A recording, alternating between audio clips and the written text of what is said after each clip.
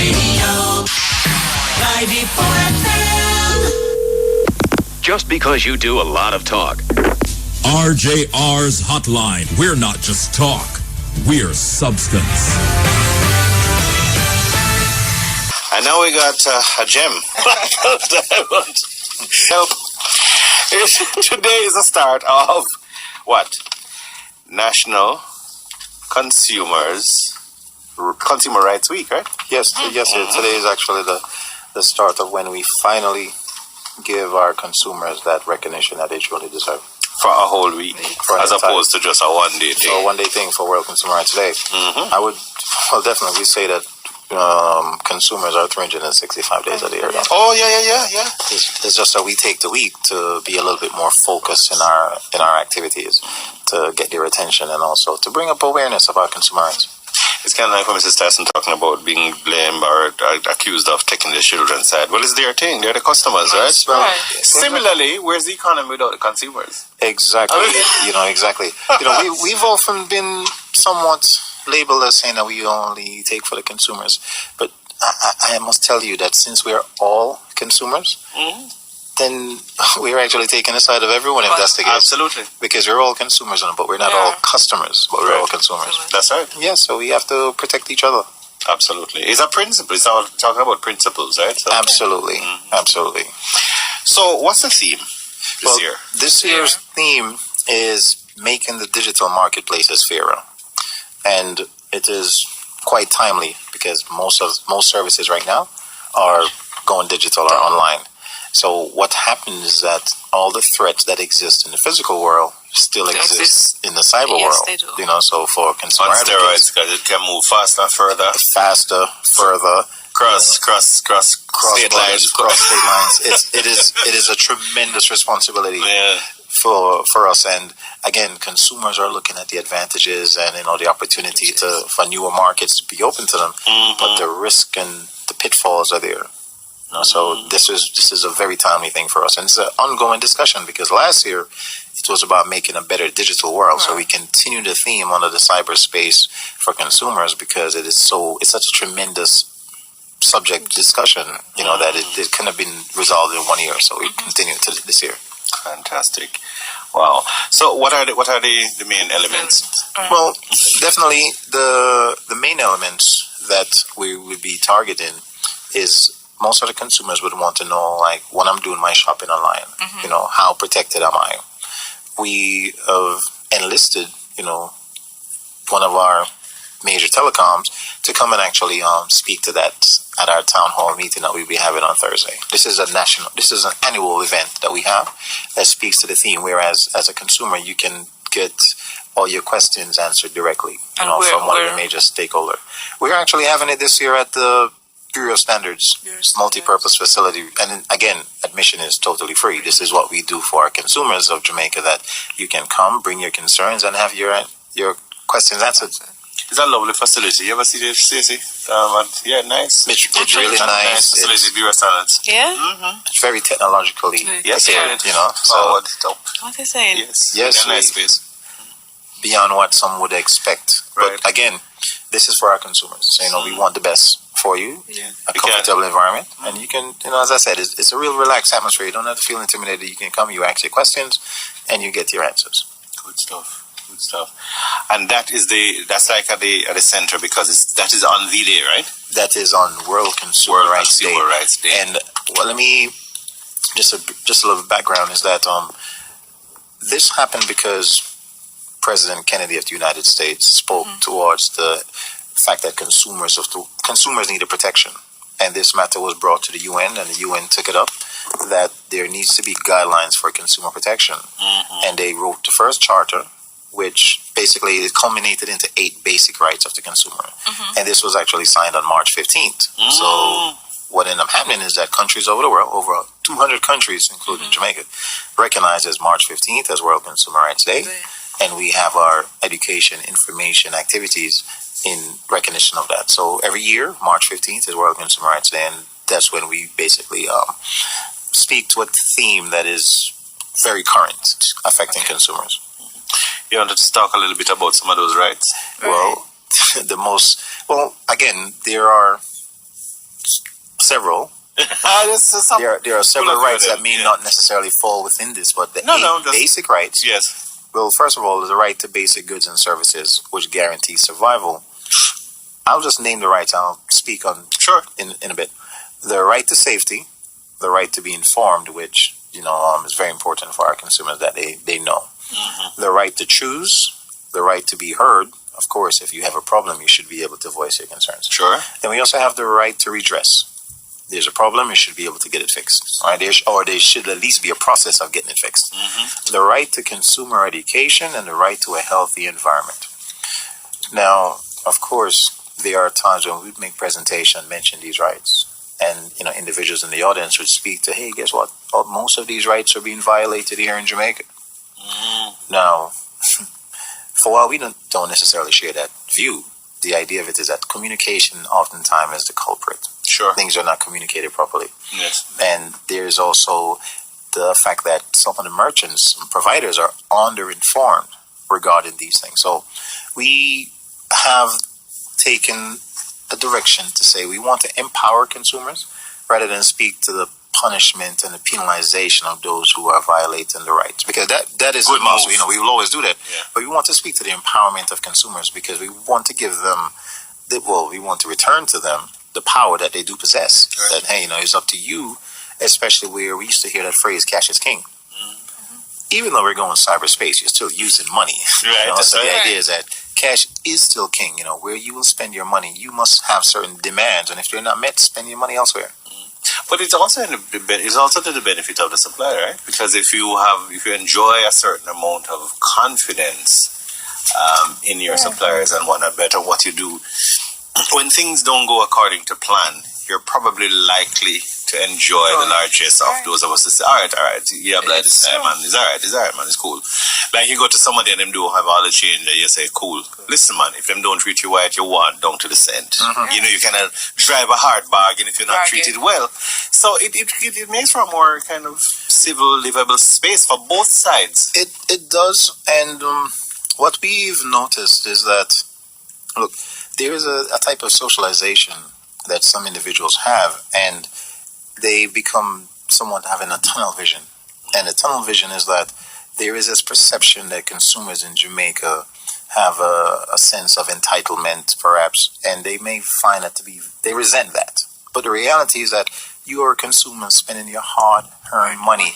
Money is not free here in Jamaica. So this consumer, have to be treated accordingly. You have to respect individual rights. Yes. Because when you violate a consumer right, it's not just a right you're violating. You are violating this person's time, because the time for redress. There are some of our suppliers who really are not aware of this. And I'm speaking from personal experience. I would say that it's a matter of neglect, because some of it is common sense. Serious. It should be common sense. Whereas if you're going to give someone something that's faulty, and then they discover it and they come in to get some form of redress, and you're spinning this individual. All sales are final. All right, all sales are final. Buyer beware. It's true. But it's not. I mean, it can be though. It can be. I recently made a purchase at a furniture store, and realized I bought a bedside table. And when I brought it home, I said, well, why not get the other side to match, and then just change everything altogether? And when I checked my receipt, I paid almost 2 times the amount for the first one that I bought, and from what I bought for the second one. So I went back and I said, well, this is the situation. Gentleman said, you already bought it. There's nothing that we can do. I said, really? There is something that I can do.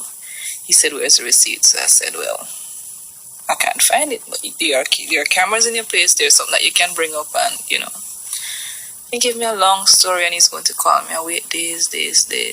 Couldn't find it. Like fate would have it. Opened the drawer and realized that the receipt wasn't there. Oh, it was in the tape itself. Right. The tape is protecting itself. And then what? I went back, gave him the receipt, and I said, well,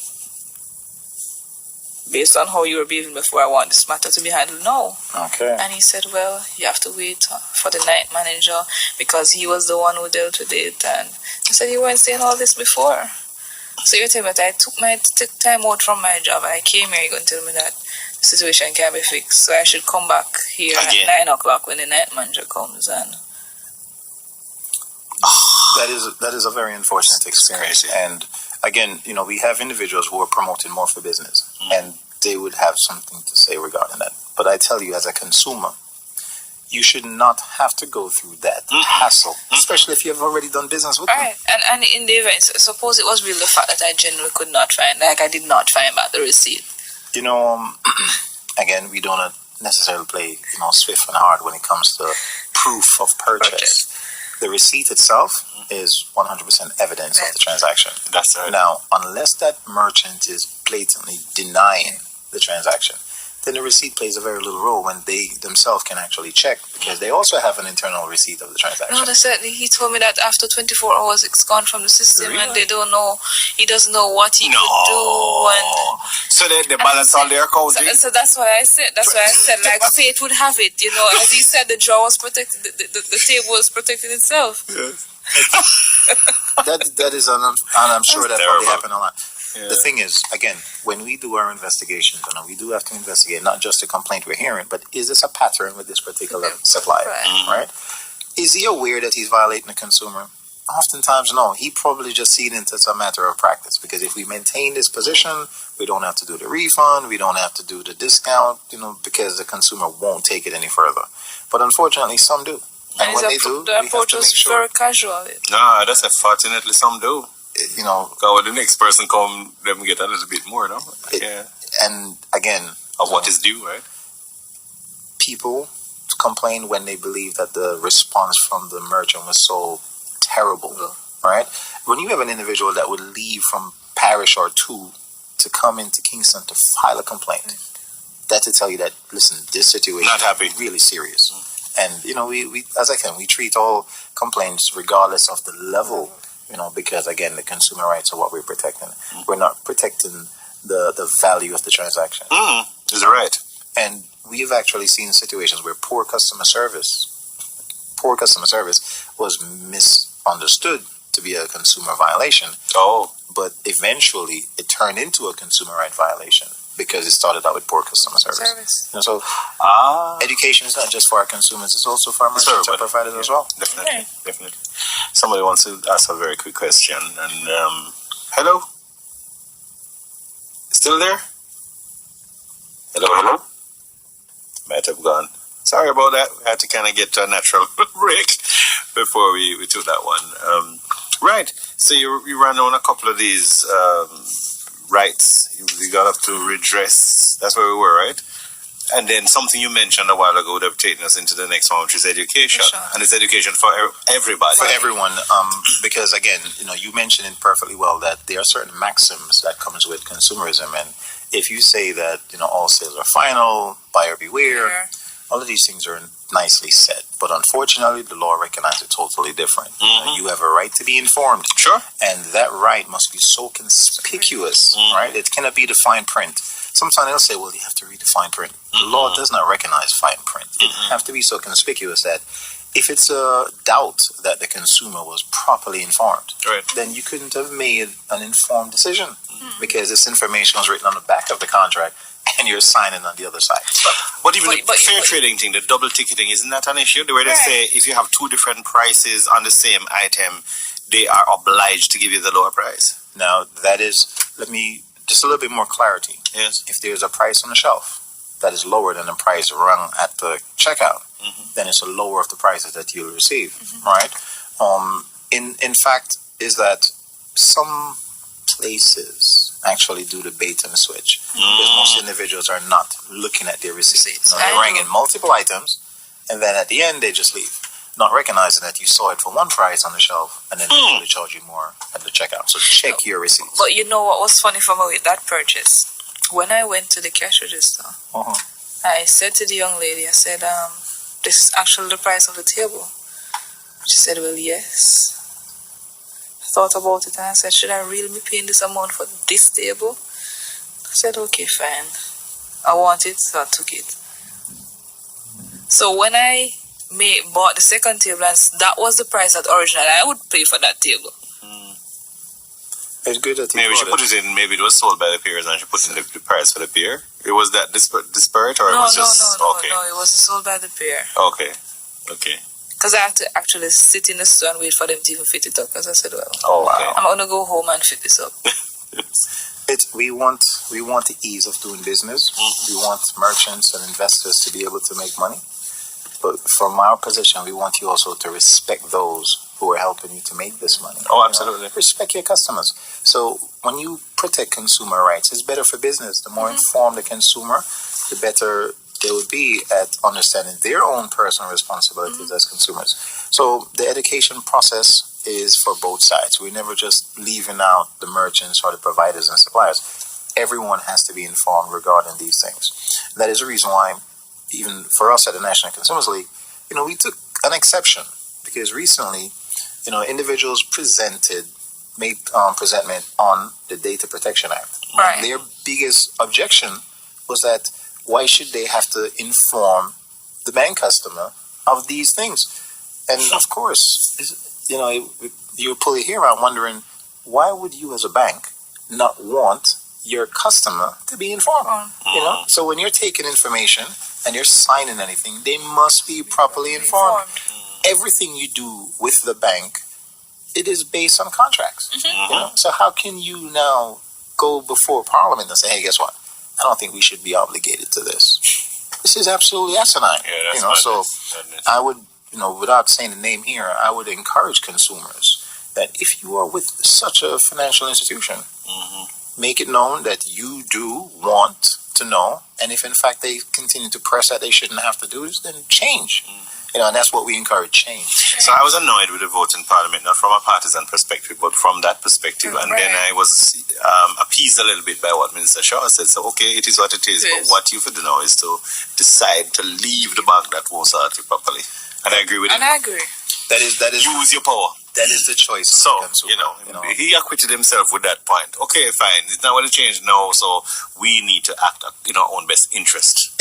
Absolutely, the right to choose. And the part that we now want is that we should be able to advertise those who are doing just that. We want to have the shame on you corner where, the shame on you corner, because moral persuasion is what we have to use at times because of the Jamaican landscape. Sure.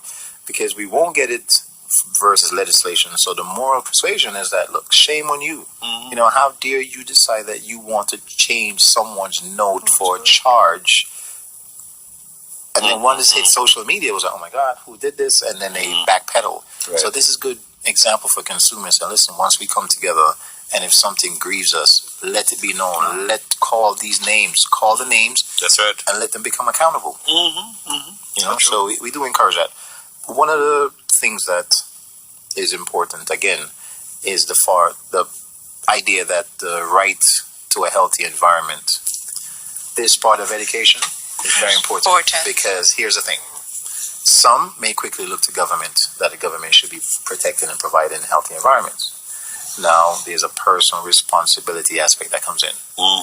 Environments become unhealthy because of our consumption patterns. That's right. So the more we are informed about the effects of our consumption, this is what occurs. So that's why consumer information education is so important. Including how to dispose of things. How to dispose of things properly. Instead of people fling battery in the middle of peeling skin, and I'm like, we need to... How are we going to get there where we separate our stuff? Will it ever work? I would say that, yes, we would get there eventually. And the good news for most of our consumers in Jamaica, for everyone in Jamaica, is that these issues are being tackled, behind the scenes. And when all the information has been properly pooled and solutions are in place, the announcements will be made. What I can tell you from sitting on multiple boards regarding some of these issues is that the right discussions are happening, especially where it comes down to environment and the recycling and the separation of stuff. We've had certain pilot projects that were done, and from the results, things are being tweaked. So we are going to get there. It's just that there's no need to be barking prior to actually having proper solutions. So I'd say that here with us, we're getting there. Yeah, that's awesome though, because we're not small island, where we're going to go. We need to really protect or little space. Yes, and again, when we speak to the sugary sweetened beverages Right. and we speak about the obesity, Yes.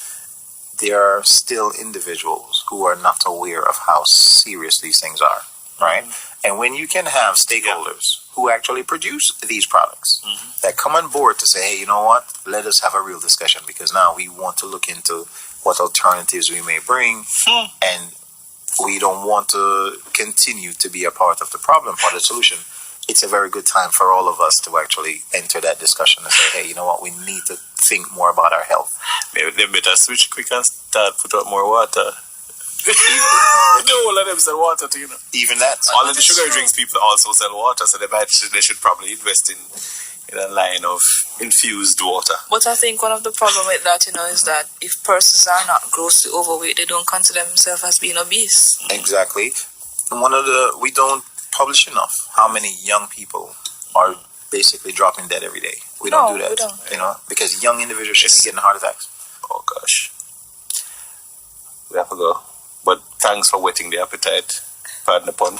But let us continue being focused and being aware. And Absolutely. And you already have the information, but let's just tell you quickly: 926-6388 or NATCOM LE, NATCOMLE at cwjamaica.com. Mr. Vice President of the National Consumers League, Michael Diamond, thank you so much.